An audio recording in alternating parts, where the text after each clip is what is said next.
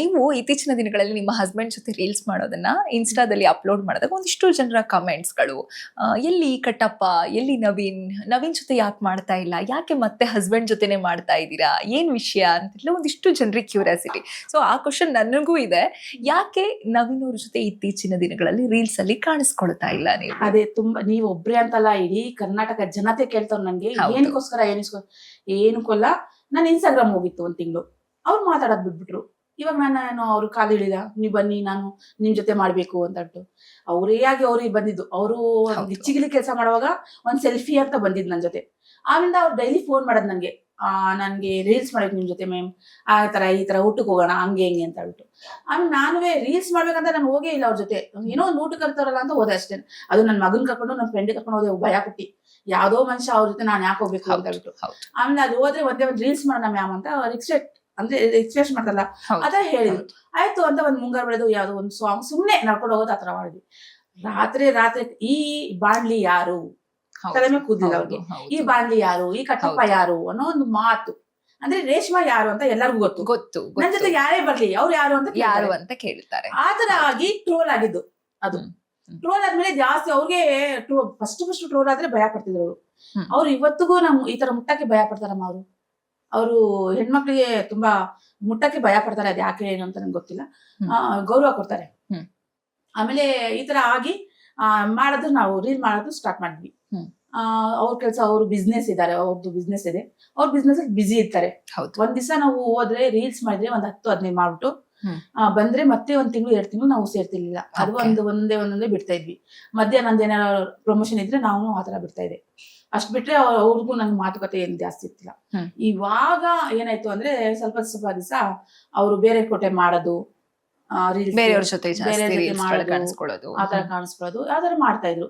ಅದಕ್ಕೆ ನಾನೇನ್ ಮಾಡ್ದೆ, ಇವಾಗ ನಾವು ಕಲಾಕಾರರು, ಇವಾಗ ನಾವು ಅವ್ರ ಜೊತೆ ಮಾಡ್ಬೇಡ್ದು, ಇವ್ರ ಜೊತೆ ಮಾತಾಡ್ಬೇಡ್ದು, ಅವ್ರ ಜೊತೆ ಸೆಲ್ಫಿ ತಗೋಬೇಡ್ದು, ಇವ್ರ ಜೊತೆ ಮಾತಾಡ್ಬೇಡಿ ಅಂತ ಹೇಳೋ ಅಧಿಕಾರ ಯಾರಿಗೂ ಇಲ್ಲ ಅಲ್ವಾ. ಅದ್ ನಾನ್ ಅದನ್ನ ಥಿಂಕ್ ಮಾಡ್ದೆ.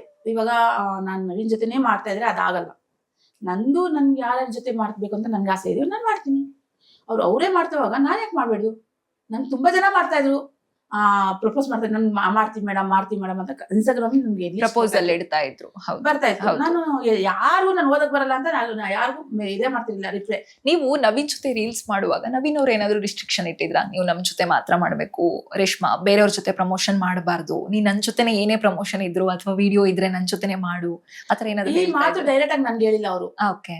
ಯಾರ ಜೊತೆನೂ ಹೇಳೋರೆ. ರೇಷ್ಮನ್ಗೆ ಡೈರೆಕ್ಟ್ ಆಗಿ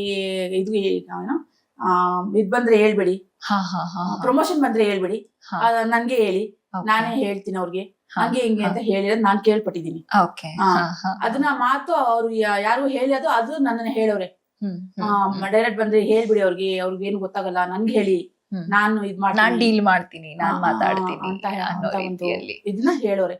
ಅದನ್ನ ನನ್ಗೆ ಯಾರು ಹೇಳಿದ್ರು, ಈ ತರ ಎಲ್ಲ ಹೇಳ್ತವ್ರೆ ಅಂತ ಮಾತು ಹೇಳೋರೆ. ಆಮೇಲೆ ಸ್ವಲ್ಪ ಅವರು ಏನ್ ಮಾಡ್ತಿದ್ರು ಅಂದ್ರೆ, ಯಾರ ಇದ್ರೆ ಅಲ್ಲಿ ಹೋಗಕ್ ಕೊಡ್ತಿರ್ಲಿಲ್ಲ. ಅವ್ರ ಜೊತೆ ಮಾತಾಡ್ಬೇಡಿ, ಇವ್ರ ಜೊತೆ ಮಾತಾಡ್ಬೇಡಿ ಅಂತ ಹೇಳೋದು, ಆತರ ಎಲ್ಲ ಇತ್ತು ಅವ್ರತವ. ಎಲ್ರ ಜೊತೆ ಮಿಂಗಲ್ ಆಗ್ತೀರಾ, ಎಲ್ರ ಜೊತೆ ಕ್ಲೋಸ್ ಆಗ್ತೀರಾ, ಹಾಗಾಗಿ ಅದೇನು ಬೇಡ, ದೂರ ಇರು ಎಲ್ರಿಂದ, ನಮ್ ಜೊತೆನೆ ಇರು, ಆತರ ಒಂದು ಹೇಳ್ತಾ ಇದ್ರು. ನಂಗೆ ಅದು ಇಷ್ಟ ಆಗ್ತಿರ್ಲಿಲ್ಲ. ನಾನು ಎಲ್ಲರೂ ಬೇಕು, ನನ್ಗೆ ಎಲ್ರು ಬೇಕು. ಕಲಾವಿದಿ ನಾನು. ಇವಾಗ ಎಲ್ಲರೂ ಬೇಕು ನನ್ಗೆ, ಎಲ್ಲರೂ ಮಾತಾಡ್ತಾರ ನನಗೆ. ಇವಾಗ ನನ್ಗೆ ಇಲ್ಲಪ್ಪ, ಒಂದ್ ಹೀರೋಯಿನ್ ಬಂದ್ರೆ ಎಲ್ಲರೂ ಸೆಲ್ಫಿ ಕೇಳಕ್ ಹೋಗ್ತಾರೆ, ಖಂಡಿತ ಅಲ್ವಾ, ಎಲ್ಲರ ಜೊತೆ ಮಾತಾಡ್ತಾರೆ ಅವರು. ಇವಾಗ ನಿಮ್ ಕಟ್ಟಾಕ್ಬಿಟ್ರೆ ನಿಮ್ದು ಏನ್ ನ್ಯಾಯ ಇದೆ ಅಲ್ಲಿ? ಏನು ಇರಲ್ಲ. ನಂಗೆ ಆತರ ಕಟ್ಟಾಗಕ್ ಇಷ್ಟ ಇಲ್ಲ. ನಾನು ಒಂಥರ ಹಕ್ಕಿ ಇದ್ದಂಗೆ, ನಾನು ಹಾರಾಡ್ತಾನೆ ಇರ್ಬೇಕು. ಆ ಹಕ್ಕಿಗೆ ರೆಕ್ಕೆ ಕಟ್ ಮಾಡಿದ್ರೆ ನಂಗೆ ಇಷ್ಟ ಆಗಲ್ಲ.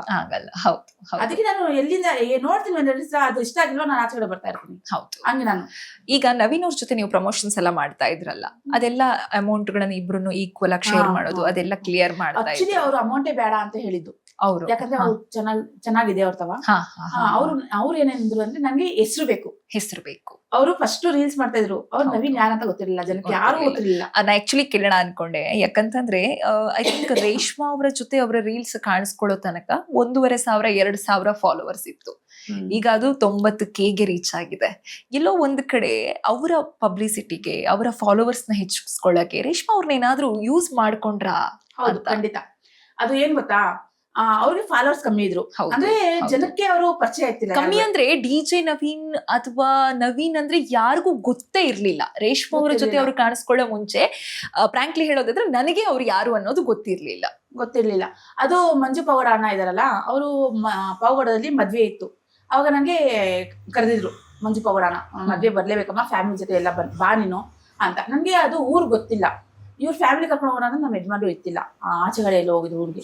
ಆಮೇಲೆ ನಾನೇನ್ ಮಾಡಿದೆ, ಒಂದು ಶೂಟ್ ಇತ್ತು, ಅಲ್ಲಿ ಹೋಗಿದ್ವಲ್ಲ, ಅವ್ರು ನವೀನ್ ಇದ್ರಲ್ಲಿ. ಆ ನವೀನ್ ಕರ್ಕೊಂಡು ಹೋಗಿದ್ದೆ ಮದ್ವೆಗೆ. ಅವ್ರ ಕಾರ್ ಇತ್ತು ನವೀನ್ದು. ಅವಾಗ ಹೋಗಿದ್ವಿ ನಾವು ಮದ್ವೆಗೆ. ಅಲ್ಲಿ ಏನಾಯ್ತು, ಅಣ್ಣ ಹೇಳಿದ್ರು ಒಂದ್ ರೀಲ್ ಬಿಡಮ್ಮ ಅಂತ. ಯಾರಿಗೂ ಈ ತರ ಪ್ರೆಸ್ ಅವ್ರಿಗೆಲ್ಲ ಯಾರಿಗೂ ಹೇಳಿರ್ಲಿಲ್ಲ ಅವರು, ಅಣ್ಣ ಮಂಜು ಪವಾಡ ಅಣ್ಣ. ನಾನೇನ್ ಮಾಡಿದೆ, ಒಂದ್ ರೀಲ್ಸ್ ಮಾಡಿ ಬಿಟ್ಟೆ. ಅದನ್ನ ಏನ್ ಮಾಡೋರು ಅವರು, ನನ್ಗೆ ಗೊತ್ತಿರ್ಲಿಲ್ಲ, ನನ್ ಕೇಳಲಿಲ್ಲ. ನನ್ಗೆ ನನ್ ಫೋನ್ ಎತ್ಕೊಂಡು ಅವ್ರು ಕೊಲಾಬ್ ತಗೊಂಡವ್ರೆ. ನವೀನ್ ನನ್ ಫೋನ್ ಇತ್ತಲ್ಲ, ಅದು ಇಸ್ಕೊಬಿಟ್ಟು ಅವ್ರು ಕೊಲಾಬ್ ತಗೊಂಡವ್ರೆ. ಯಾಕಂದ್ರೆ ಅದ್ರಲ್ಲಿ ಅವ್ರು ಇದಾರೆ ಅಂತ ಹೇಳ್ಬಿಟ್ಟು.